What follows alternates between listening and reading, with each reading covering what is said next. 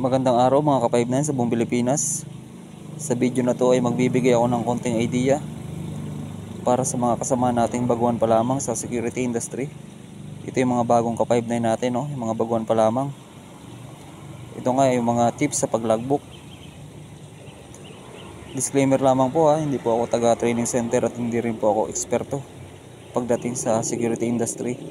Ito ay base lamang sa aking experience at personal knowledge bilang isang security guard. Kaya pasintabi lang po sa mga magagaling na mga ka-5-9 natin. Kung ayaw nyo po itong video na to ay pwede nyo pong i-skip at huwag panoodin. Ito ay para lamang sa mga baguhan, no, ng mga ka-5-9 natin.